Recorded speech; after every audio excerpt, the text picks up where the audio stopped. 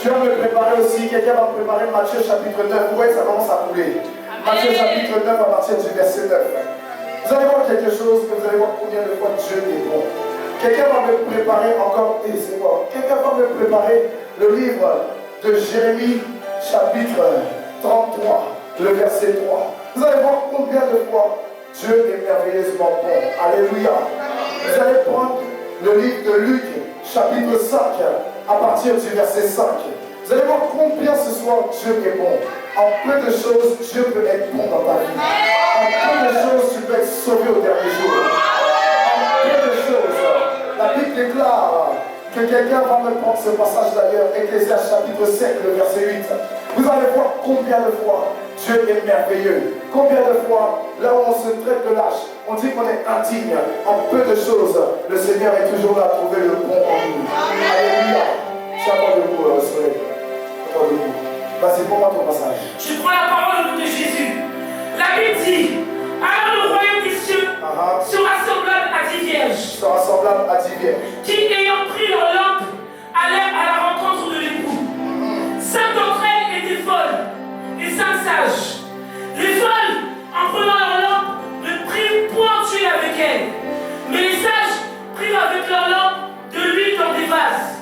Comme l'époux tardait, toutes s'assoupirent et s'endormirent. Au milieu de la nuit, on cria, voici l'époux, allez à sa rencontre. Allez à sa rencontre. Alors toutes ces vierges se réveillèrent et préparèrent leur lampe. Elles préparèrent leur lampe. Les folles dirent aux sages, donnez-nous de votre huile, car nos lampes s'éteignent. Les sages répondirent, elles disent quoi? non, il n'y en aura pas assez. Il n'y en aura pas assez pour nous. Et pour vous. Et pour vous. Allez plutôt chez ceux qui en vendent et achetez-en pour vous. Pendant qu'elles allaient en acheter, l'époux arriva. Celles qui étaient prêtes entrèrent avec lui dans la salle des noces et la porte fut fermée. Plus tard, les autres vierges vinrent et dirent, Seigneur, Seigneur, ouvre-nous. Mais il répondit, attends, il y a une personne qui est dans cette salle. Alors qu'on est en train de méditer tout cœur bas et de manière irrégulière, viens vite. Viens vite, il y a une personne sur le cœur bas. Oh là là, c'est pas bon. Viens vite. Ton cœur bat d'une manière irrégulière. Approche, dépêche-toi. Dépêche-toi. Oh là là. Esprit de mort, lâche la vie. Dépêche-toi. Je n'ai pas le temps. Dépêche-toi. Je dois prêcher la parole. Tu ne m'empêcheras pas de prêcher la parole. Et tu ne m'empêcheras pas de connaître la volonté de Dieu. Tu ne m'empêcheras pas de pouvoir faire la volonté de Dieu, d'entendre la volonté de Dieu. Tu as été mis dans son cœur. Tu as été mis dans son cœur aujourd'hui même. Tu as tout fait pour qu'elle ne vienne pas dans la présence de Dieu. Et voici qu'elle est dans la présence de Dieu et tu as été démasqué. Le feu de Dieu arrive jusqu'à toi. Là où tu as été mis, là où on t'a envoyé. Et les personnes qui t'ont envoyé. Et toi, le feu de Dieu vous consume maintenant. Au nom puissant de Jésus. Allez avec elle en délivrance. Allez avec elle. Elle ne va pas aller seule. Dépêchez-vous. Va avec elle. Dépêchez-vous. Vous le chassez, le logez dans son cœur. Reprends. Verset 12. Mais il répondit. Il répondit quoi? Je vous le dis en vérité. En vérité, je vous le dis. Je ne vous connais pas. Je ne vous connais pas. Veillez donc, puisque vous ne savez ni le jour ni l'heure. Parabole des talents. La parabole des talents. Il en sera comme d'un homme qui partant pour un voyage, appela ses serviteurs et leur remit ses biens. Il donna 5 talents à l'un, 2 à l'autre et 1 au troisième, à chacun selon sa capacité. Et il partit. Aussitôt, celui qui avait reçu les 5 talents s'en alla, les fit valoir et il gagna 5 autres talents. De même, celui qui avait reçu les 2 talents en gagna 2 autres. Celui qui n'en avait reçu qu'un alla faire un creux dans la terre et cacha l'argent de son maître. Longtemps après, le maître des serviteurs revint et leur fit rendre compte. Celui qui avait reçu les 5 talents s'approcha en apportant 5 autres talents. Et il dit, Seigneur, tu m'as remis 5 talents, voici j'en ai gagné 5 autres. Son maître lui dit, c'est bien, bon et fidèle serviteur, tu as été fidèle en peu de choses. Je te confierai beaucoup, entre dans la joie de ton maître. Celui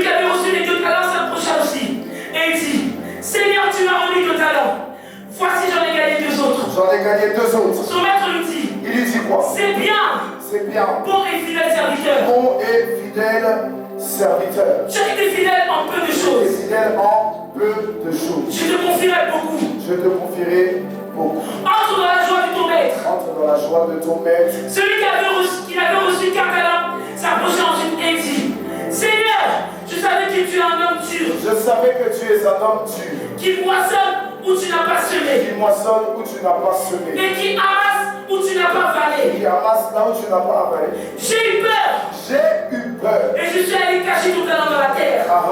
Voici, prends ce qui est à toi. Prends ce qui est à toi. Son maître lui répondit, serviteur méchant et paresseux. Méchant et paresseux. Tu savais que je moissonne. Tu savais que je moissonne. Où je n'ai pas semé. Où je n'ai pas semé. Et que j'amasse. Et que j'amasse. Où je n'ai pas valé. Là où je n'ai pas fané. Il te fallait donc remettre mon argent au banquier. Yes. Et à mon retour, j'aurai retiré ce qui est à moi avec intérêt. Avec intérêt. Ôtez-lui donc le talent. Ôtez-lui donc le talent. Et donnez-le à celui qui a les 10 talents. À ceux qui ont l'équivalent. À celui qui a les 10 talents. À celui qui a les 10 talents. Car on donnera à celui qui a. Et il sera dans l'abondance. Mais à celui qui n'a pas, on ôtera même ce qu'il a. Et le serviteur inutile, jetez-le dans les ténèbres du dehors où il y aura des pleurs et des grincements dedans. Les brebis et les boucs. Lorsque le Fils de l'homme viendra dans sa gloire, qu'est-ce qu'il fera? avec tous les anges, il s'assiera sur le trône de sa gloire. Toutes les nations seront assemblées devant lui. Il séparera les uns avec les autres, comme le berger sépare les brebis avec les boucs. Et il mettra les brebis à sa droite et les boucs à sa gauche. Alors le roi dira à ceux qui seront à sa droite, venez, vous qui êtes bénis de mon Père, prenez possession du royaume qui vous a été préparé dès la fondation du monde. Car j'ai eu faim et vous m'avez donné à manger. J'ai eu faim, vous m'avez donné à manger. J'ai eu soif et vous m'avez donné à boire. J'étais étranger et vous m'avez recueilli. J'étais nu et vous m'avez vêtu. J'étais malade et vous m'avez visité. J'étais en prison et vous êtes venus vers moi.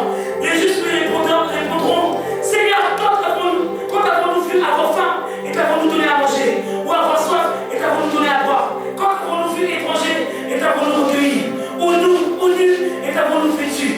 Quand avons-nous vu malade ou en prison et sommes dans les droits? Et le roi leur répondra, je vous le dis en vérité, toutes les fois que vous avez fait ces choses à l'un des plus petits, c'est à l'un des plus petits de mes frères, c'est à moi que vous les avez faites. Ensuite il dira à ceux qui seront à sa gauche, retirez-vous de moi, maudits, allez dans le feu éternel qui a été préparé pour le diable et pour ses anges. Car j'ai eu faim et vous ne m'avez pas donné à manger. J'ai eu soif et vous ne m'avez pas donné à boire. J'étais étranger et vous ne m'avez pas recueilli. J'étais nu et vous ne m'avez pas vêtu. J'étais malade et en prison et vous ne m'avez pas visité. Ils répondront aussi, Seigneur, quand avons-nous vu ayant faim ou ayant soif ou étranger ou nu ou malade ou en prison et ne t'avons-nous pas assisté? Alors, vous chassez le démon ou vous caressez le démon. L'esprit est encore derrière elle. Retournez. Retournez. Vous avez peur de démon, quoi. L'esprit est là. Tu ne vois pas, ouais. Ouvre un peu tes yeux. Et puis vous marchez avec elle tranquillement comme si vous allez à la cour de récréation. Quand vous chassez un esprit, la discerner. Est-ce que je parle à quelqu'un, surtout vous les pasteurs pleurés là? Discerner. Quand vous voyez les mots, vous commencez à trembler. Discerner. Verset 45. Et il leur répondra, je vous le dis en vérité, toutes les fois que vous n'avez pas fait ces choses à l'un de ces plus petits, c'est à moi que vous ne les avez pas faites. C'est à moi que vous ne les avez pas faites. Et ceux-ci iront au châtiment éternel, mais les justes à la vie éternelle. Amen. Passage suivant. Amen. On va accélérer. Tu peux lire avec vie, prends le premier micro. Amen. Je prends la parole dans le livre de Matthieu 9 à partir du verset 9. Ma fille, c'est quel pour ça? Tu vois? Ah, c'est déchiré. Pardon. Tu fais en dirait que tu as. Excuse-moi pour faire ça, c'est pas contre ton en dirait que tu as macadé pour souder. Fais un peu ça. Tu t'as mis bien. C'est quoi ça? Ça traîne. Attends. Tu leur viens prendre à la place de David. C'est quoi? Tu as mon protocole, tu es son protocole. C'est quoi ça?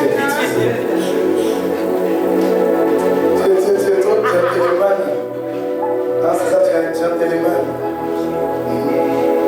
David, je sais que quand on voit la foi.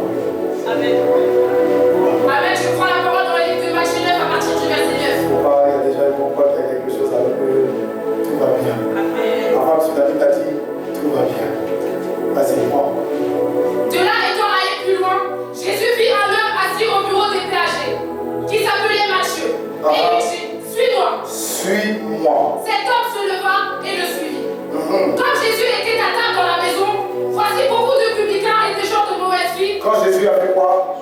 Jésus était à table dans la maison. Il était à table dans la maison. Voici beaucoup de publicains et de gens de mauvaise vie vinrent se mettre à table avec lui et avec ses disciples. Les pharisiens voient cela. Et ils disent à ses disciples, pourquoi votre maître mange-t-il avec les publicains et les gens de mauvaise vie? Amen. Passage suivant. Amen. Je prends la parole dans Jérémie 33. Parti, on va voir pour mettre des plans. Il faut lire la parole. Tu vas chiffrer quelqu'un. À ma voix, je te répondrai, je t'annoncerai de grandes choses, des choses cachées que tu ne connais pas. Amen. Passage suivant. Amen. Je prends la parole dans Luc 5 à partir du verset 5. Simon lui répondit, mais nous avons travaillé toute la nuit sans rien prendre, mais sur ta parole je jetterai le filet. Prends-moi le verset 4. Allez, on va faire les choses dans l'ordre. Lorsqu'il eut cessé de parler, il dit à Simon, avance en plein eau, en plein eau, et jetez vos filets pour et pêcher. jetez vos filets pour pêcher. Simon lui répondit, Maître, nous avons travaillé toute la nuit sans rien prendre, mais sur ta parole, je jetterai le filet. 7, 8. L'ayant jeté, ils prirent une grande quantité de poissons et leurs filets se rompaient. Dieu te bénisse. Passage suivant. Amen. Je lis la parole de Dieu dans Ecclésiaste 7, verset 8. Mieux vaut la fin d'une chose que son commencement. Mieux vaut un esprit patient qu'un esprit hautain. Ne te hâte pas en ton esprit de charité, car l'irritation repose dans le sein des insensés. Amen. Dieu te bénisse. Nous allons prier pour la parole et nous allons voir ce que Dieu veut nous faire comprendre. Béni sois-tu, toi qui es le roi des rois, le Seigneur des seigneurs. Je te rends toute la gloire parce que tu es Dieu. Cette nuit, prends toute ta place. Parle-nous pendant cet instant que tu as choisi et permets que nous puissions sortir triomphant, Seigneur, du diable, de ses œuvres, de ses agents et de tout ce qu'il a prévu au nom de Jésus. Quelqu'un me dit un bon Amen. Je veux vous dire quelque chose. Avant que vous acclamiez, moi je prie les yeux fermés. Je ne sais pas si tes yeux étaient ouverts. Si tes yeux étaient ouverts, tu n'as pas la crainte de Dieu. Et j'étais là et j'ai cru que j'allais taper un pilier. Et le jour mes yeux, le même pilier que j'ai vu ici, je le vois derrière, je le vois là-bas, je le vois sur les côtés. Le Seigneur me dit qu'il est à la porte du temple. Amen. Il y en a un qui a parlé de la porte des cieux, c'est l'évangéliste Kenyan. C'est ça. Tu as parlé de Jacob tout à l'heure, la porte des cieux. Le Seigneur me dit qu'il est à la porte du temple. Ce que tu vas entendre cette nuit, prends ta part. Si tu t'endors, tu ne prendras pas ta part. Et la grâce passera devant toi. Et si tu es vivant, ce que tu vas vivre quand tu vas sortir d'ici, c'est toi qui diras qu'en peu de choses, Dieu peut changer le cours du monde. Tu peux prendre place. La Bible nous parle. Dans ce passage ici, voilà ce que le Seigneur nous dit. Il y a 10 vierges. Il y en a 5 qui sont comment? 5 qui sont sages. Il y en a 5 qui sont insensés. Il faut laisser. Il y en a 5 qui sont insensés. Et voici ce qui va se passer. La Bible nous fait comprendre qu'elles avaient des fioles d'huile. Et il y en a 5 qui ont rempli leurs fioles d'huile. Et il y en a 5 autres qui ont passé le temps à s'amuser. Elles ont passé le temps à négliger. Elles ont passé le temps à mettre à plus tard, à remettre à demain, et encore à demain, et encore à demain, et encore à demain. Le demain est devenu des années. Alléluia. Mais la Bible me fait comprendre qu'à un moment donné, en plein milieu de la nuit, alors les portes se sont ouvertes et la voix d'une personne va dire: venez car voici l'époux. Alléluia. Et la Bible me fait comprendre que les 5 insensés ont eu à faire quoi? Les 5 insensés ont eu à demander à celle qui avait la fiole remplie d'huile. Mais quand on regarde à ça, qu'est-ce que cela veut dire? Alléluia. Nous savons que l'huile représente l'onction. Alléluia. Ce qui veut dire que lorsque tu donnes ta vie au Seigneur, Dieu dépose une onction sur ta vie. Et l'onction est liée à l'appel qu'on appelle la réconciliation. Et lorsque nous arrivons à ce moment-là, tu dois savoir garder cette huile.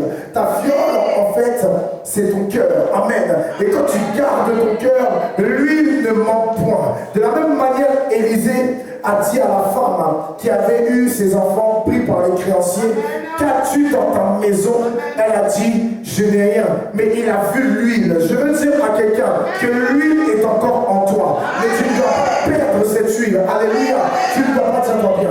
Toi aussi, lève-toi. Tu ne dois pas. Tu ne dois pas perdre cette huile. Si tu perds l'huile, tu perds la grâce. Si tu perds l'huile, tu perds l'orientation. Si tu perds l'orientation, tu perds la lumière. Si tu perds la lumière, tu es inondé des ténèbres. Et la Bible dit, les ténèbres ne règneront pas sur la terre. Je veux dire à quelqu'un, l'huile est encore valable en toi. L'huile est encore d'actualité en toi. Ne laisse pas l'huile sortir de toi. Alléluia. La Bible dit, il y a des personnes qui, comment dire, qui sont venues demander, on les appelle les cinq vierges folles. Alléluia. Et la Bible fait comprendre une chose. La femme sage bâtit sa maison et l'insensé la renverse de ses propres mains. Voici 5 femmes qui ont pensé qu'à s'amuser, qui ont pensé qu'à remettre à plus tard, qui ont pensé à négliger leur avenir. Elles n'ont pas pensé à s'asseoir et à réfléchir stratégiquement pour réussir leur lendemain. Le lendemain, c'est pas avoir un métier. Le lendemain, ce n'est pas avoir de l'argent. Le lendemain, c'est avoir le salut. Le lendemain, c'est d'avoir l'accès au Père. Le lendemain, c'est d'avoir l'accès à l'époux lorsqu'on nous dit qu'il est présent. Et la question qu'on doit se poser, en peu de choses, est-ce que nous sommes prêts à rentrer là où se trouve notre époux? Est-ce que quelqu'un me comprend? Est-ce que nous sommes prêts? Parce qu'on ne nous dit pas quelque chose, malgré que la fiole d'huile était pleine. On nous a jamais dit qu'elles étaient 3 fois saintes. On nous a jamais dit qu'elles étaient plus que saintes. La Bible dit 7 fois le juste tombe, 7 fois Dieu le relève. Mais quand elle tombe, est-ce que l'huile tombe de la fiole? Elle ne tombe pas parce que le cœur est toujours rempli d'amour pour Dieu. Je veux dire à une personne, quand ton cœur est rempli de l'amour de Dieu, l'huile ne manquera jamais. La Bible dit, tu vois-tu ma tête et ma coupe déborde. Ça veut dire que tu débordes tellement d'amour pour Dieu que Dieu déborde par son huile en toi. La Bible dit, si je vis, ce n'est plus moi qui vis, mais c'est Christ qui vit en moi. Si Christ vit en moi, on ne me voit plus, mais on voit l'huile. On ne me voit plus, on voit la puissance. Parce que Christ en moi, l'espérance de la gloire. Si on voit l'espérance de la gloire, c'est qu'au travers de moi aussi, on voit sa bonté. Et quand on voit sa bonté, le jour où il arrive, alors je suis prêt à partir avec lui. Tu ne dois pas perdre ton huile. Dis amen. Tu ne dois pas perdre l'huile. Tu ne dois pas perdre le contact avec ton Dieu. Tu ne dois pas perdre toute chose. Parce que Dieu est celui qui rémunère celui qui le recherche véritablement. Je veux dire à quelqu'un, le rechercher, c'est pas le rechercher, c'est garder son cœur. Alléluia. Quand tu sais garder ton cœur, même dans la faiblesse, il est là, il te dit, je t'aime. Et ton cœur est rempli de son huile. Un simple je t'aime peut changer un avenir. Je veux vous dire une chose. La Bible nous dit dans le livre de 1 Roi 19 qu'il y a eu un tremblement de terre, qu'il y a eu un vent, il y a eu toutes ces choses. Mais un seul doux murmure a changé la vie d'un homme qu'on appelle Élie. Élie a fui devant une femme, là où il a démontré la puissance de Dieu devant 850 personnes qui étaient contre lui. Les 400 prophètes de Baal et les 450 prophètes d'Astarté. Je veux vous dire, vous pouvez démontrer la puissance de Dieu, mais une personne peut vous faire tomber. Une personne peut vous menacer. Une simple phrase d'une personne, cette personne, elle peut vous détruire, elle peut vous anéantir, et puis vous allez fuir. Mais lorsque vous arrivez devant Dieu, il y a ce qu'on appelle un doux murmure. Le doux murmure de Dieu apaise le cœur. Le doux murmure de Dieu est une louange. Le doux murmure de Dieu est une adoration. Le doux murmure de Dieu est une solution. Le doux murmure de Dieu est une rédemption. Le doux murmure de Dieu est une bénédiction. Beaucoup de personnes cherchent à entendre la voix de Dieu mais n'acceptent pas le doux murmure. Je veux vous dire, les 5 sages ont accepté accepté le doux murmure. Et le doux murmure a emmené les portes à s'ouvrir. Et lorsqu'elles sont ouvertes, alors elles prennent leur fiole d'huile et elles avancent parce qu'elles sont éclairées. Pourquoi? La Bible dit dans le livre de 1 Samuel chapitre 3, la lampe de l'Éternel était allumée, mais Samuel était en train de dormir. Je veux dire à quelqu'un, malgré que Samuel dormait, Dieu était en train de lui parler. Il dit Samuel, Samuel. Et il court vers un homme parce qu'il ne savait pas comment Dieu lui parlait. Quand tu prends soin de ton huile, je veux te dire que tôt ou tard, tu finis par savoir comment Dieu te parle. Est-ce que quelqu'un me comprend? Mais la Bible dit quoi par rapport aux 5 folles? Pour celui qui est devant toi ici, à toi aussi. C'est pas logique, hein? Verset 10. Pendant qu'elles allaient en acheter, l'époux arriva. Vous entendez? Ça veut dire que c'est quand tu dis prends trop tard là, qu'il n'y a plus de temps pour toi.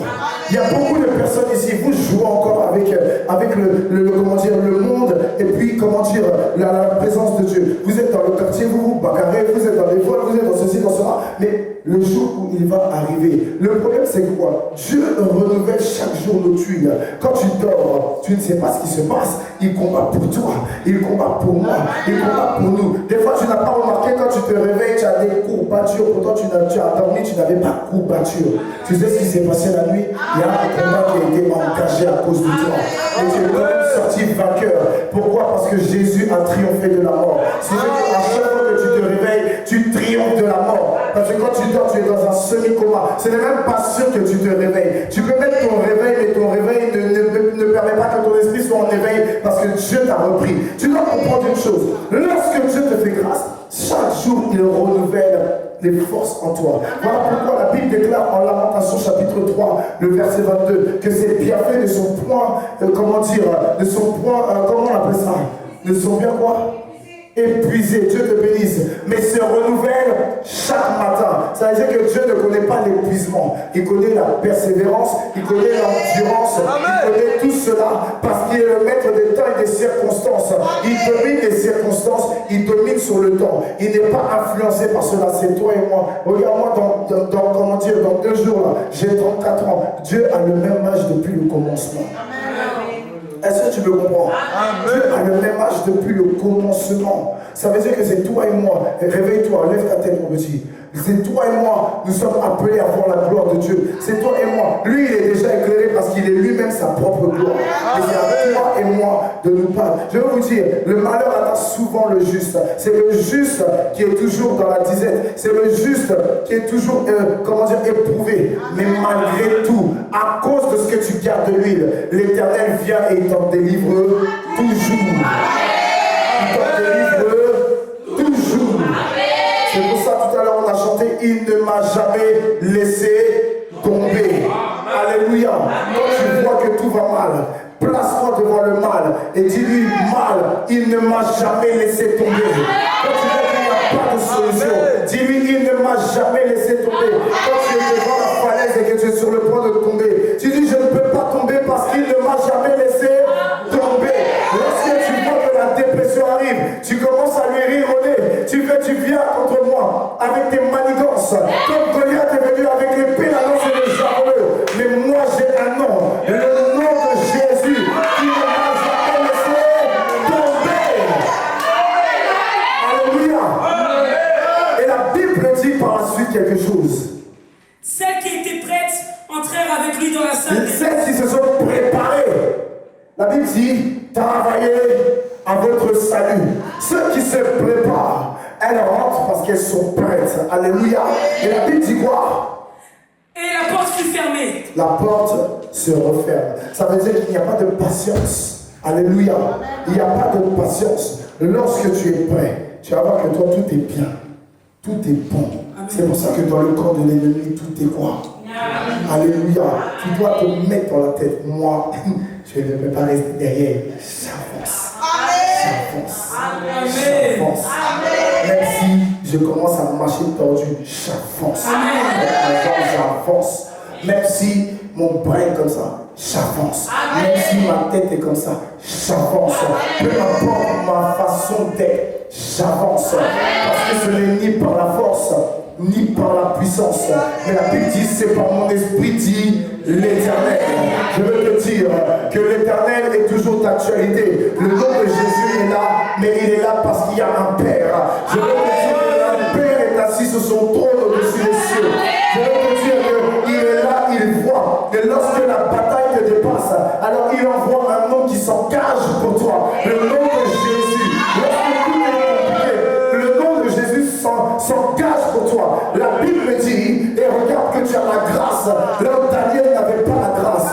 La Bible déclare que lorsque Daniel est rentré dans un jeûne de 21 jours, le jeûne de 21 jours qu'on appelle le jeûne de Daniel, alors dès le premier jour, il y avait l'ange Gabriel, l'archange Gabriel qui était là, et il était au-devant de Daniel. Il a dit, depuis le premier jour, des prières étaient montées jusqu'à Dieu. Mais un prince de Perse était là et bloquait la grâce.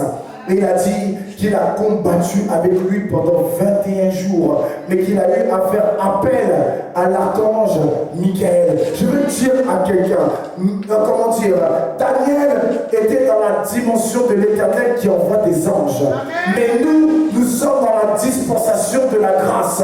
Et dans la dispensation de la grâce, l'Éternel envoie le nom de Jésus. Il n'y a pas besoin de Gabriel, il n'y a pas besoin de Michel, il n'y a pas besoin de quelqu'un qui vient en elle. Le seul elle qui nous envoie, c'est Emmanuel.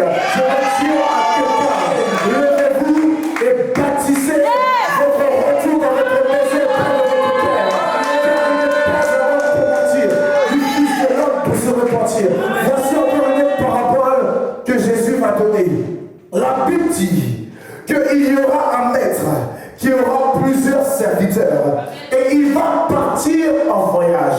Il sera en déplacement et il va donner des talents à plusieurs personnes. Il y en a un qui donne 5.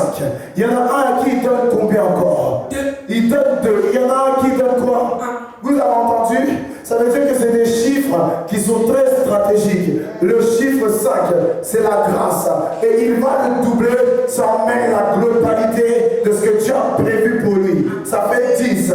Pour le deuxième, le témoignage emmène un équilibre dans sa vie. Parce que 2 plus 2, ça fait 4. Et le troisième, il n'a même pas commencé, qu'il est resté au stade du commencement.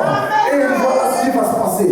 La Bible me fait comprendre qu'à son retour, il va regarder ses serviteurs. Il ne va pas forcément parler, mais eux-mêmes vont dire, voici les bénéfices que j'ai eus. Et il va dire, tu as été bon en peu de choses. Vous voyez, des fois, le Seigneur se contrefiche qu'on a la capacité ou pas. S'il nous confie à nous, c'est parce que nous avons la capacité de pouvoir réussir ce qu'il nous a confié comme mission. Je veux dire à quelqu'un, Dieu a permis que tu puisses encore t'asseoir dans sa présence parce qu'il y a une capacité qu'il a décelée en toi.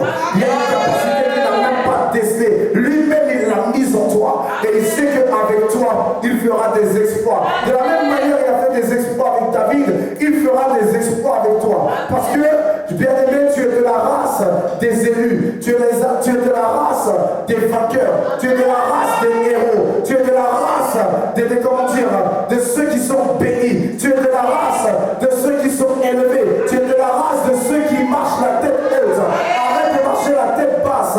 Quand tu fais ça, tu fais pitié. Il est temps que tu lèves ta tête parce que tu reconnais ton identité. Tu es chrétien, tu es enfant de Dieu et tu es disciple de Christ. Est-ce que je parle à quelqu'un? Je vous ai prévenu, ceux qui dormiront, la grâce va passer devant vous. Je suis prophète, je suis animateur. Alléluia. Et la Bible dit, José va derrière, la Bible dit, si vous n'aimez pas la grâce loupe comme ça, elle se loupe vif et bien fait. La Bible nous dit quoi par la suite? Que celui qui est le dernier, il va lui dire quoi? Dis-moi un peu. Excusez-moi. Celui qui avait reçu 4 talents s'approche ensuite et dit, Seigneur, je savais que tu es un homme dur. Vous avez entendu, il dit bien, Seigneur, et regardez la révélation que Dieu est en train de nous donner. Dis-moi. Qui moissonne où tu n'as pas semé. Seigneur, je sais que tu es un homme dur, qui moissonne où tu n'as pas semé. Écoute bien, mon petit. La vie dit quoi après? Et qui amasse où tu n'as pas vanné. Tu amasses là où tu n'as pas vanné. J'ai eu peur. J'ai eu peur.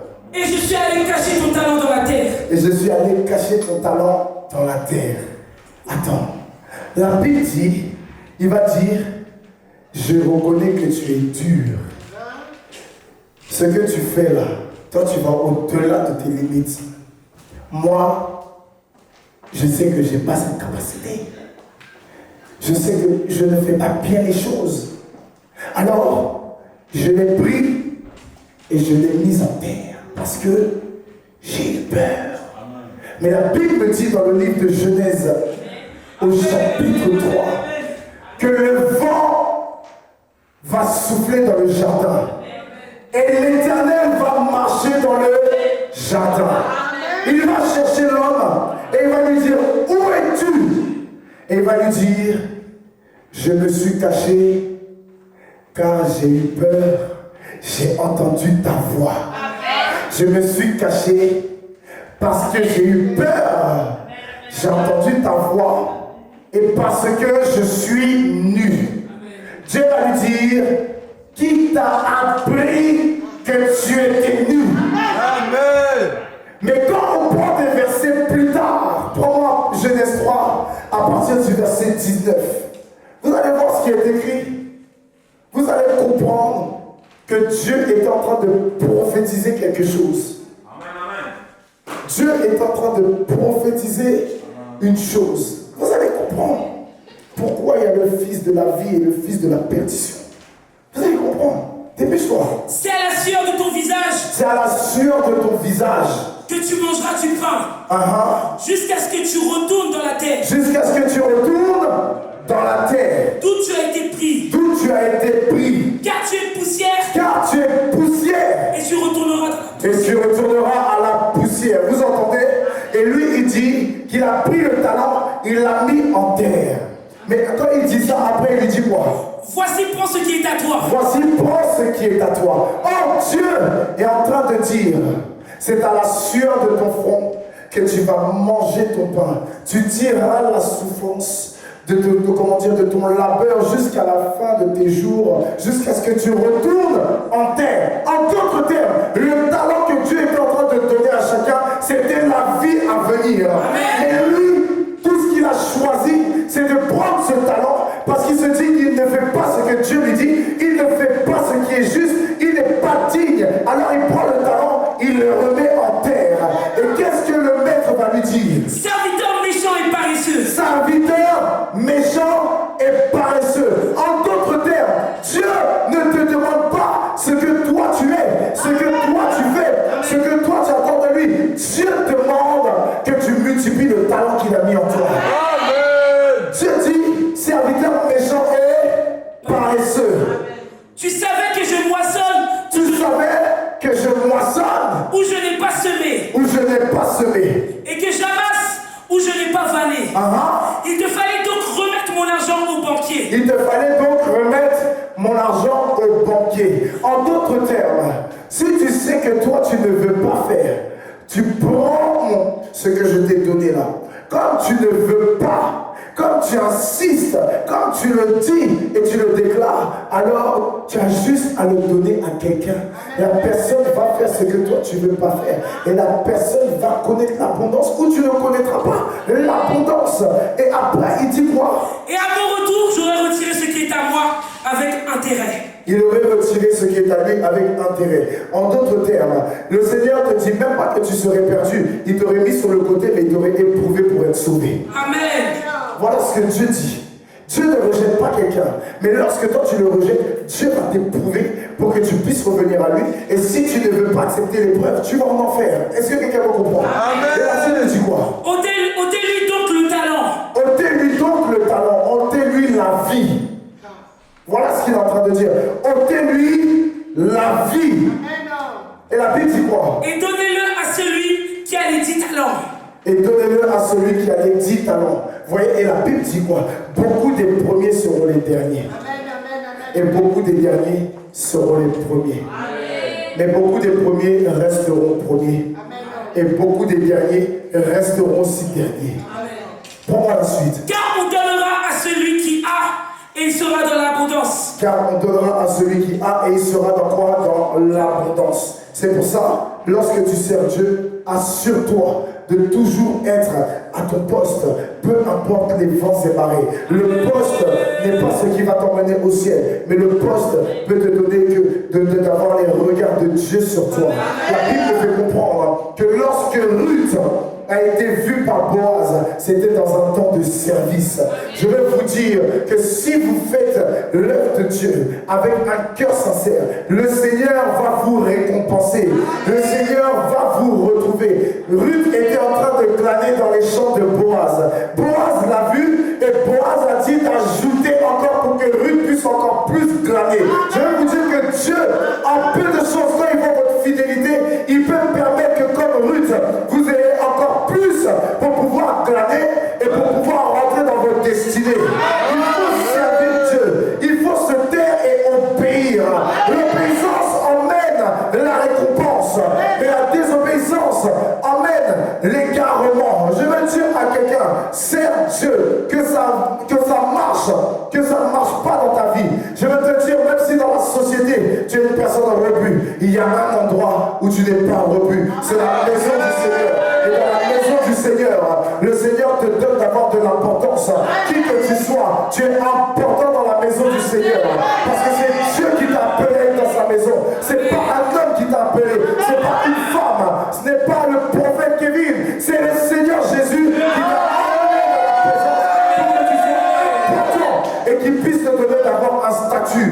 Parce que ton statut va changer à partir de cet instant au nom de Jésus.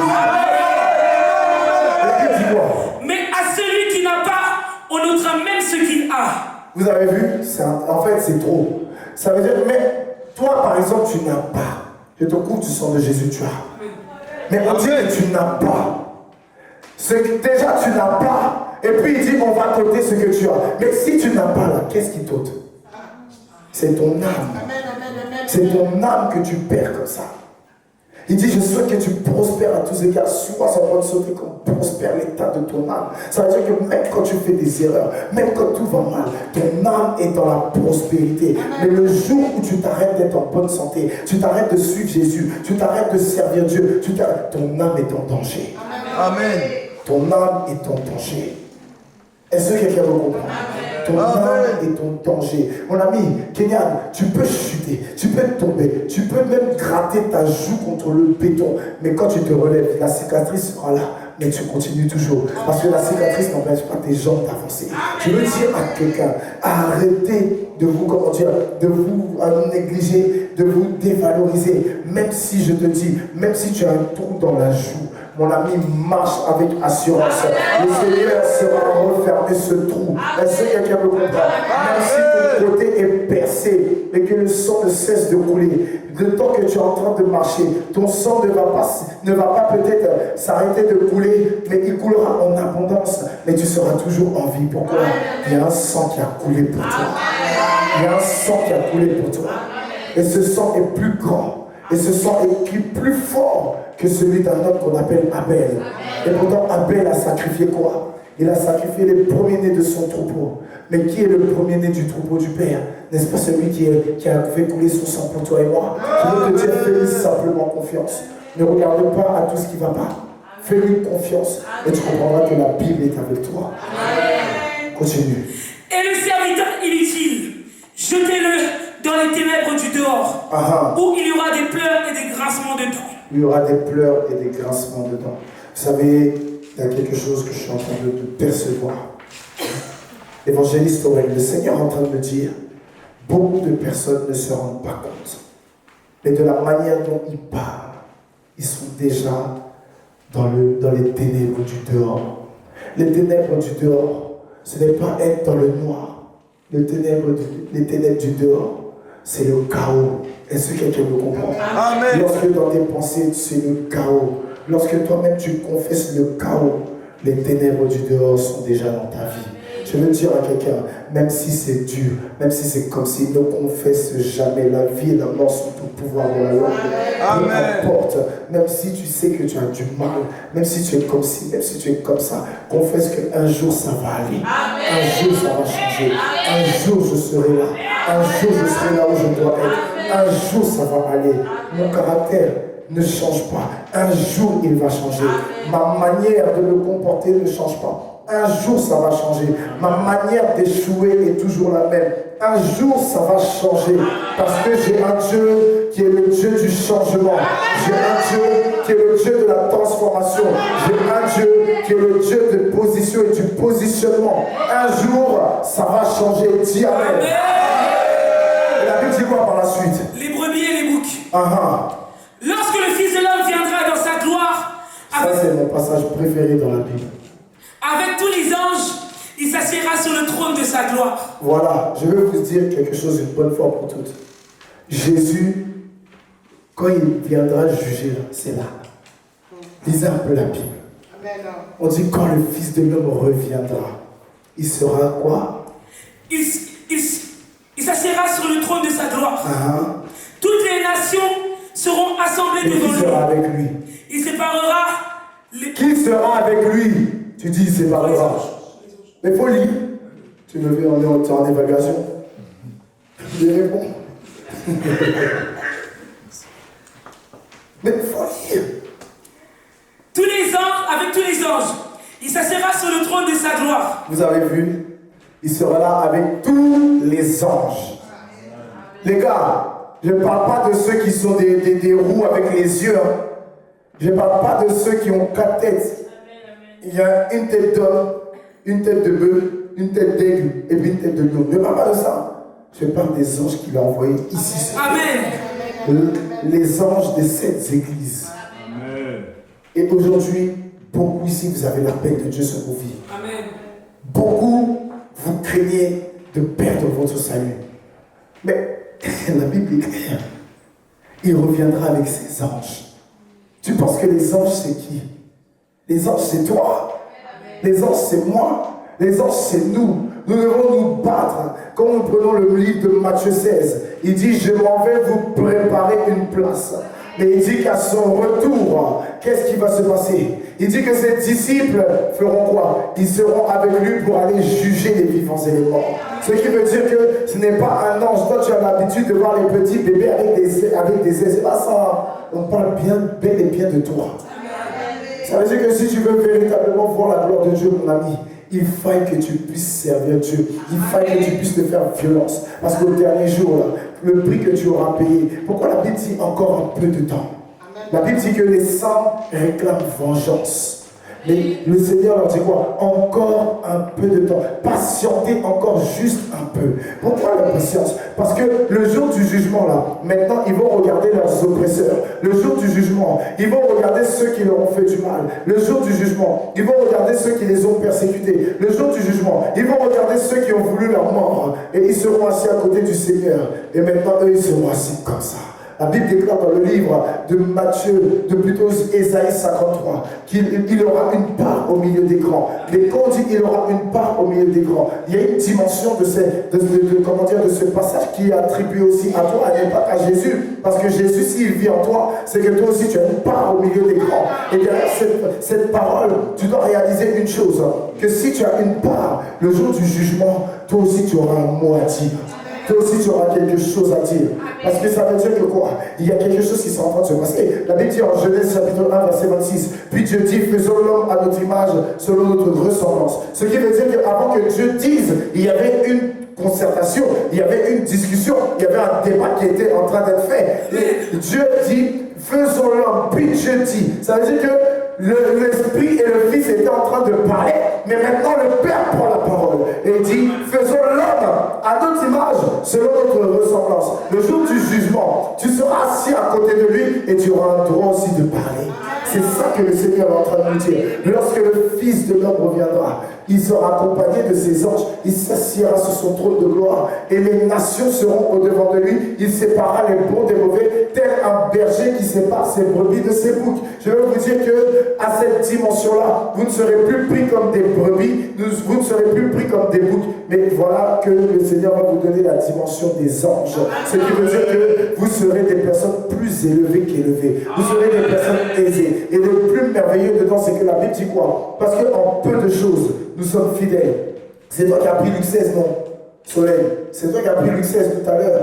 Le Seigneur dit quoi? Que si nous sommes fidèles dans les petites choses, alors il peut nous confier des choses plus grandes parce que tu as payé le prix. Pour toi, c'est énorme le prix que tu payes. Tu passes le temps à pleurer, tu passes le temps à être comme si, mais pour Dieu, c'est rien du tout. Le prix que tu payes, c'est quelque chose de minime pour Dieu. C'est quelque chose qui va te dire, tu as été fidèle en peu de choses, entre dans la joie de mon Père. Toi, tu penses que c'est énorme, mais devant Dieu, c'est rien du tout. Si Dieu t'a donné ça à toi, tu pleures matin, midi, soir. Mais si Dieu t'a donné ça à toi, c'est parce qu'il sait que pour toi, c'est rien du tout. Mais c'est parce que tu ne connais pas ton identité. Si tu connais ton identité, tu comprendras que ce n'est rien du tout.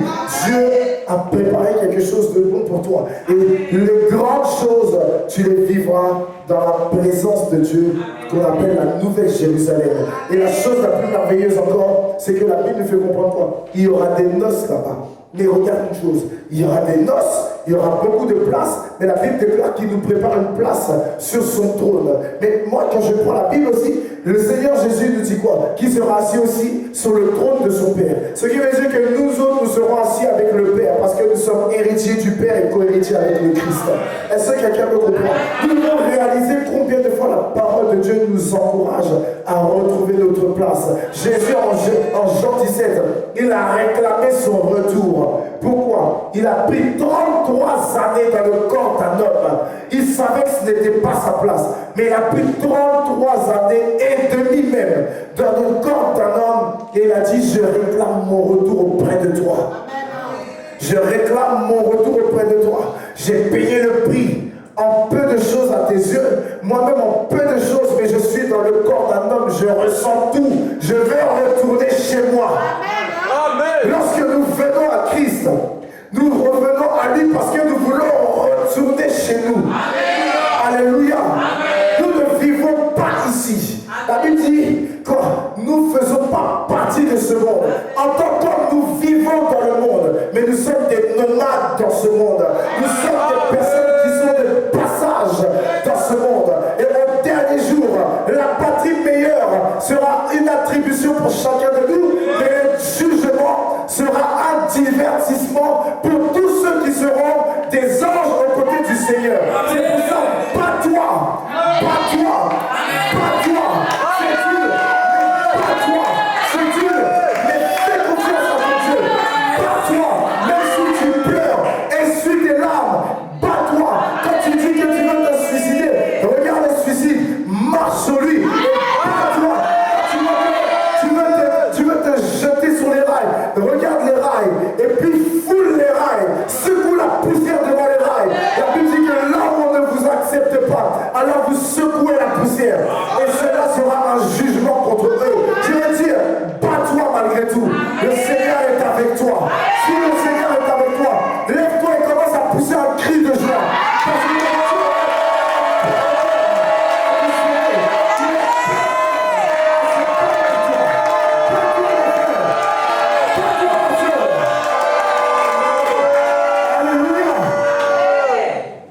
et la Bible nous fait comprendre. Asseyez-vous. Emmanuel, maintenant tu peux aller, tu es réveillé. Tu es réveillé. Il a dit quoi? T'as dit quoi? Ah, ok. Donc vas-y. La Bible nous fait comprendre par la suite qu'il y aura deux catégories. Et dans les deux catégories, voilà que Dieu, au travers de Jésus, va dire, ceux qui sont à la droite, évangéliste Kenya, ceux qui sont à la droite, il va leur dire, entrez dans ma joie, vous qui êtes bénis de mon Père. Ça veut dire qu'on est béni par le nom de Jésus, mais on est béni du Père. Parce qu'on ne vient pas de Jésus. Jésus vient de Marie. Mais le lion de la tribu de Judas vient du Père. L'agneau de Dieu vient du Père. La parole vient du Père. Donc il est obligé de dire, vous qui êtes bénis de mon Père, parce que j'ai eu faim, vous m'avez donné à manger. J'ai eu soif, vous m'avez donné à boire. J'étais malade, vous êtes venus me voir. J'étais nu, vous m'avez vêtu. J'étais en prison, vous m'avez visité. Et ces gens se vont dire, quand est-ce que nous t'avons vu avoir tout ça, être dans toutes ces situations et nous t'avons aidé? Il dit, lorsque vous l'avez fait à l'un de ses plus petits, ça veut dire en peu de choses, si vous avez été fidèle, c'est à moi, c'est envers moi que vous avez été fidèle. Et dit désormais, entrez la joie de mon Père. Mais il dit pour les autres, comme pour les saintes vierges qui étaient folles, retirez-vous de moi, maudits. Pourtant, le même Jésus dit, ne maudissez pas mais bénissez. Mais pourquoi? Quand il parle étant vivant, il est l'agneau de Dieu, il représente l'amour. Mais arrivé au jour du jugement, il n'est plus l'agneau, il est le lion de la tribu de Juda. Lui, il a un droit de bénédiction, il a un droit de malédiction. Est-ce que quelqu'un me comprend? Ce jour-là, il aura tous les droits. La Bible dit, le Fils de l'homme est venu dans le monde, non pas pour juger, mais pour sauver. Mais quand il reviendra, étant un survivant, étant vainqueur de la mort, sur la mort, étant champion de la vie, il va venir, il va prendre la mort, il va prendre le séjour des morts, il va les jeter dans les temps de feu, il va prendre la mer, il va les jeter dans les temps de feu. Les morts que la mer avait engloutis, les morts seront recrachés de la bouche de la mer. Parce que beaucoup ne le savent pas, mais la mer a une bouche.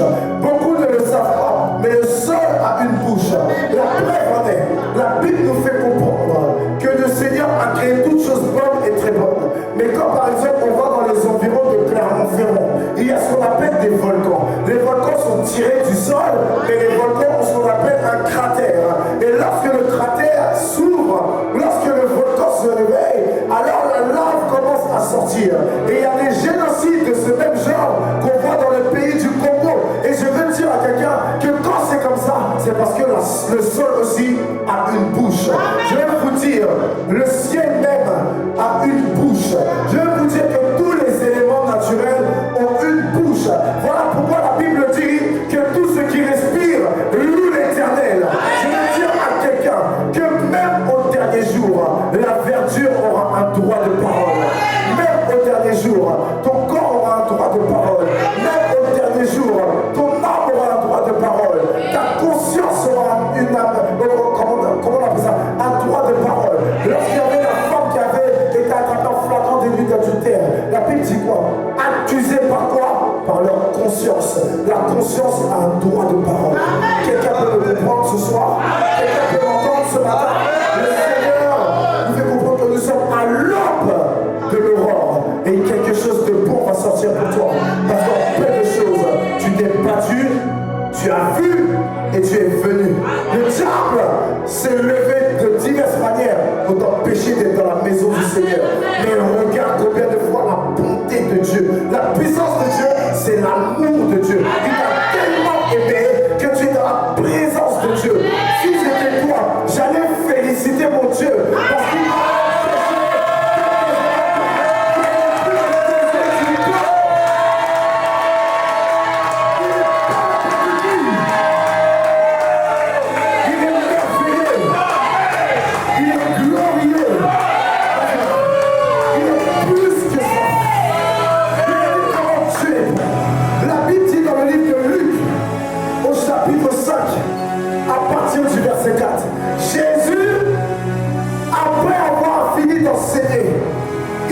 dire à Pierre, prenez vos filets et allez en eau profonde et jetez-les. Le verset 5 va dire, Seigneur, nous avons péché toute la nuit en vain, mais sur ta parole. Ça veut dire, je connais mes capacités, mais ça ne me coûte rien de me faire un peu confiance. Je connais mes connaissances. Je connais ma force de frappe, mais ça ne m'empêche pas de me faire un peu confiance. Je connais mes stratégies. Je suis le meilleur pêcheur de la région et de la génération. Mais ça ne coûte rien de faire un peu confiance à celui qui me dit d'y aller. Qu'est-ce qu'il a vu que je n'ai pas vu?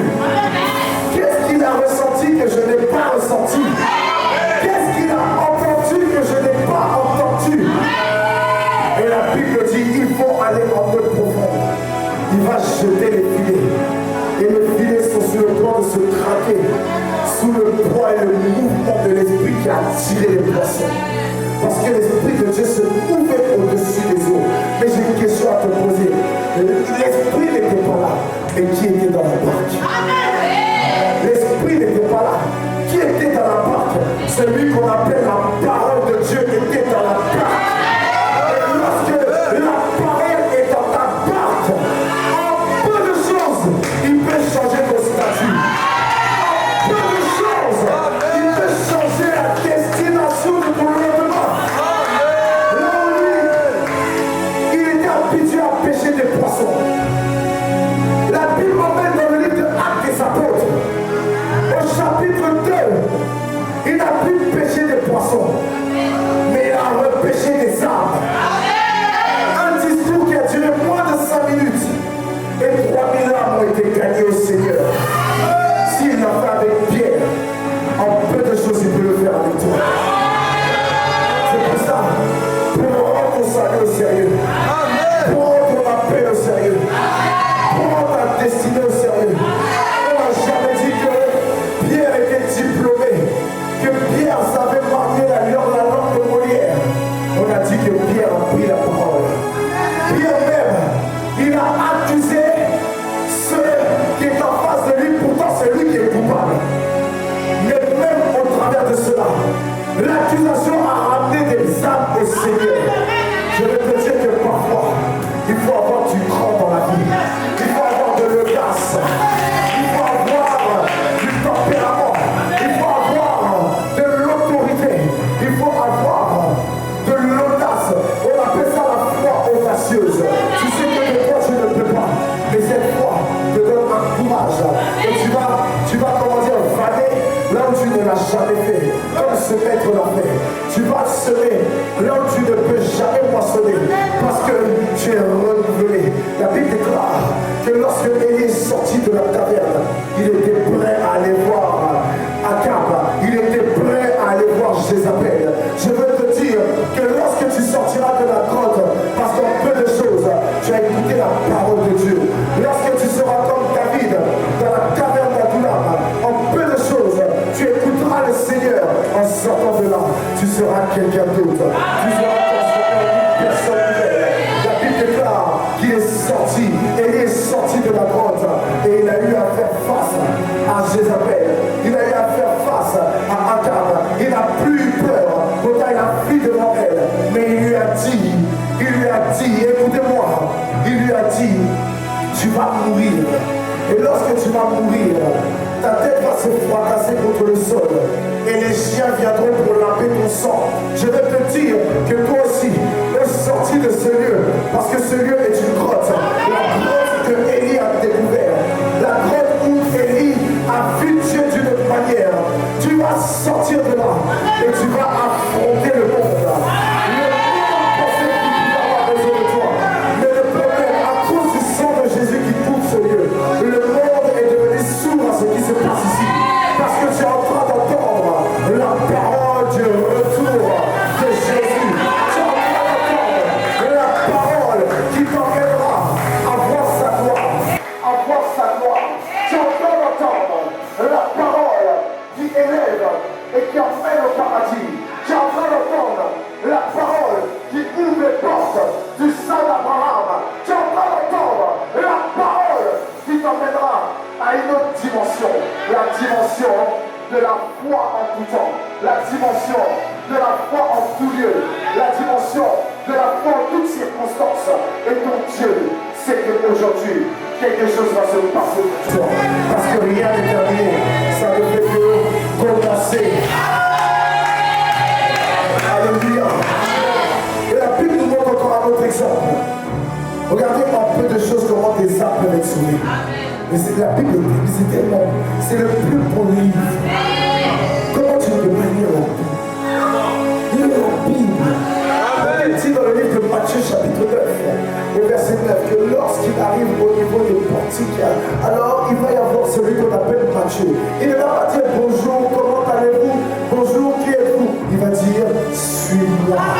Il y a des personnes qu'on les appelle là, on s'en fout de leurs habits. Ici, Jésus a foi en eux. Je suis Jésus. Il y a pas le temps.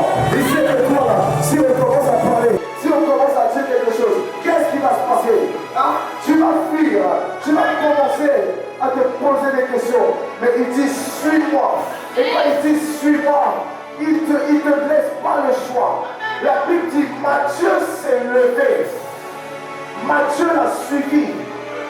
Matthieu s'est levé. Et à cause de Matthieu, regardez ce qui va se passer. La parole de Dieu était mon Père. La Bible dit par la suite, lorsque Jésus est entré dans la maison, il s'est assis à table.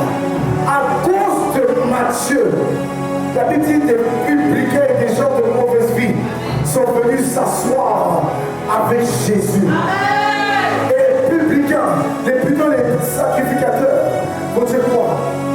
Pourquoi votre maître, il parle aux disciples? Parce que les disciples n'étaient pas encore convertis. Il dit, pourquoi votre maître mange-t-il avec des gens de mauvaise vie? Mais Jésus va leur dire, allez apprendre ce que c'est que la véritable miséricorde.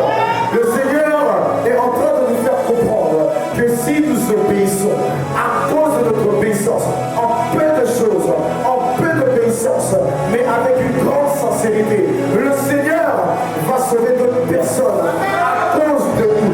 Il va sauver des personnes à cause de toi. Il va sauver des personnes à cause de moi. Rien que parce que tu le suis. Voilà pourquoi Matthieu 16, verset 24 dit que celui qui veut venir après moi se charge de sa croix, qu'il renonce à lui-même et qu'il me suive. Car celui qui perdra sa vie à cause de moi la retrouvera, mais celui qui la gardera finira par la perdre. Une personne qui ne veut pas suivre Jésus, c'est une personne qui veut se perdre. Une personne qui ne veut pas suivre Jésus, c'est une personne qui n'aime pas la vie. Une personne qui ne veut pas suivre Jésus, c'est une personne qui s'auto-condamne. Une personne qui ne veut pas suivre Jésus, c'est une personne qui accepte de se perdre. C'est une personne qui accepte de s'égarer. C'est une personne qui accepte les flammes avant l'heure. Je veux dire à quelqu'un, évite de flammes, évite de temps de feu. Parce que le temps de feu, c'est semblable à une mare de feu. Et si on parle d'une mare de feu, le cratère qui crache sa lave n'a rien fait à côté. Fais attention à ta vie. Aujourd'hui, tu t'amuses. Fais attention à ta vie. Fais attention à ta vie. Alléluia. Et la Bible dit quoi? La Bible dit encore qu'en peu de choses, Dieu peut te sauver. Dieu peut te garder. Car dans le livre de Jérémie, au chapitre 33, le verset 3, la Bible dit quoi? Invoque-moi au jour de ta détresse. Pourquoi Dieu peut te dire invoque-moi au jour de ta détresse? Parce qu'en peu de choses, tu lui montres la fidélité que tu peux avoir envers lui. La Bible dit dans le livre de Jean, asseyez-vous bien, réveillez-vous. La Bible dit dans le livre précieux, assis-toi bien. La Bible dit dans le livre de Jean, chapitre 1, que Dieu va dire à Satan, as-tu vu mon serviteur Job? Il m'est fidèle, intègre, il est droit. Et Satan va dire, c'est parce que tu lui as tout donné. Mais dans le chapitre 42, la Bible nous fait comprendre qu'il va recevoir le double de ce qu'il a reçu. Et qu'en plus de cela, parce qu'il a été fidèle en peu de choses dans les épreuves, qu'est-ce qui va se passer? Il a eu à perdre ses champs, il a eu à perdre ses troupeaux, il a eu à perdre ses trésors, il a eu à perdre ses serviteurs, il a eu à perdre ses enfants. Sa femme lui a dit de maudire Dieu et de mourir. Ses amis l'ont laissé tomber. Il a maudit la nuit où ses parents se sont connus. Mais en toute chose, il vient et il dit, je sais que mon Rédempteur est vivant et qu'il se lèvera pour moi le dernier. Pourquoi? En peu de choses, Dieu m'a toujours gardé. J'ai même des ulcères malins, mais je dors, je me réveille, c'est Dieu qui me garde. C'est l'Éternel qui donne, c'est l'Éternel qui reprend. Que son nom soit béni. Même si je déchire le vêtement et que je le mets dans un sac de cendre, l'Éternel continue de me garder. Et mon oreille avait entendu parler de lui, mais aujourd'hui mon œil l'a vu. Il m'a montré sa fidélité, il m'a montré son amour, il m'a montré sa tempérance, il m'a montré sa bénignité. Quand il me donne le souffle de vie, je suis béni. Il est celui qui dit et la chose arrive. Et quand il ordonne, cette chose existe. Je vais vous dire qu'il vous a appelé parce qu'il appelle à l'existence ce qui n'existe pas. Le monde a encore besoin de quelqu'un comme toi. Ta famille a encore besoin de quelqu'un comme toi. Tes amis ont encore besoin de quelqu'un comme toi. Ta destinée t'a bien choisi parce qu'elle avait besoin de quelqu'un comme toi. Aujourd'hui tu te dis c'est compliqué, je n'y arrive pas, mais demain tu rigoleras, tu dis si je savais. Tu diras si je savais. Aujourd'hui je me pose des questions, mais demain. N'oubliez pas que ton futur est le passé pour Dieu. Parce que la Bible dit que ta volonté soit faite sur terre comme dans le ciel. Pourquoi? Dans le ciel, tout passe à vive allure. Un jour sur terre, la Bible nous fait comprendre dans le livre de 1 Pierre 3. Un jour sur terre est égal à 1000 ans devant Dieu. Ça passe à vive allure. Je veux te dire, mes amis, Dieu est quelqu'un qui est rapide. Mais l'homme est lent à la détente. Je vous dis, faites-lui seulement confiance. Parce qu'au jour de la détresse, quand tu l'invoques, il répond. Parce qu'en peu de choses, tu ne laisses pas sa présence. En peu de choses, tu ne l'abandonnes pas. En peu de choses, les situations peuvent être compliquées. Les situations peuvent te laisser vouloir te perdre. Mais tu ne baisses pas les bras. Tu ne lâches pas sa mort. Tu ne le soudois pas. Tu ne le rejettes pas. Ananias et Saphira ont montré qu'en peu de choses, ils étaient infidèles. Ils sont morts. Mais voici Paul, en peu de choses, il a obéi. En peu de choses, il a tué la chair. En peu de choses, les écailles sont tombées de ses yeux. En peu de choses, il a été celui qui est parti dans l'Asie mineure. En peu de choses, il est parti à Rome. En peu de choses, il était chez les Philippiens. En peu de choses, il était chez les Colossiens. En peu de choses, il était chez les Corinthiens. En peu de choses, il a sauvé Onésime. En peu de choses, il a eu un fils comme Tychique. En peu de choses, il a eu un fils comme Timothée. En peu de choses, il a eu à faire confiance à Dieu. Parce qu'il dit, 3 fois j'ai prié. Et 3 fois Dieu m'a dit, ma grâce te suffit. En peu de choses, c'est dans ta faiblesse que la puissance de Dieu se manifeste. En peu de choses, mon ami, tu peux voir la main de Dieu. En peu de choses, l'Esprit du Seigneur est sur moi. Parce qu'il m'a pour peu de choses. Il m'a pour accomplir de grandes choses. Mais en peu de choses, il a vu que j'en étais capable. Là où moi-même je ne le connaissais pas. En peu de choses, par son amour, Jésus m'a libéré. En peu de choses, par son amour, Jésus m'a restauré. En peu de choses, par son amour, Jésus m'a justifié. Un grand prix, le prix de sa vie, le prix de son sang, le prix de son esprit qui est sorti de son côté au travers de l'eau. En peu de choses, mon Jésus a vaincu la mort. En peu de choses, mon Jésus est sorti triomphant du tombeau. Jésus est le même, hier, aujourd'hui et éternellement. En peu de choses, la fin d'une chose vaut mieux que son début, la fin d'une chose vaut mieux que son commencement. Aujourd'hui c'est amer, mais en peu de choses, parce que tu acceptes le rouleux, tu avales le rouleux, alors le rouleux devient en toi du miel. En peu de choses, le sel redonne de la saveur à ta vie. En peu de choses, tu es semblable au grain de sable, parce que tu es quelqu'un qui a qu'on appelle la multiplication. En peu de choses, les miracles sortiront au travers de toi. En peu de choses, parce que tu as cru, tu chasseras les démons. En peu de choses, ton baptême répondra pour toi. En peu de choses, mon ami, en peu de choses, tu parleras de longues nouvelles. En peu de choses, tu boiras certains breuvages, mais ils ne te feront rien. En peu de choses, tu apposeras les mains aux malades et les malades seront guéris. En peu de choses, tu seras serviteur de Dieu, un excellent serviteur de Dieu, une excellente servante de Dieu. En peu de choses, tu auras un témoignage à raconter. Et en peu de choses, la Bible dit qu'ils l'ont vaincu grâce au sang de l'agneau et la parole de leur témoignage. En peu de choses, tu témoigneras de l'ancienne vie que tu avais, et tu témoigneras de la vie que tu as eue en Christ, et tu témoigneras des âmes que tu gagneras pour Christ. En peu de choses, si le soleil tarde à se lever, en peu de choses, aie confiance à Dieu, parce que tôt ou tard le soleil se lèvera. Je veux te dire, la nuit, elle n'a que 6 heures, et encore, elle n'a que entre 4 et 6 heures. En fonction des saisons, le soleil se lève à une certaine heure. Mais je veux te dire, en peu de choses aussi, la journée dure plus longtemps, parce que tu dois montrer la puissance de Dieu. En peu de choses, je prophétise que ta vie soit un succès entre les mains de Dieu. En peu de choses, je déclare que le Seigneur puisse encore te révéler son amour en abondance. En peu de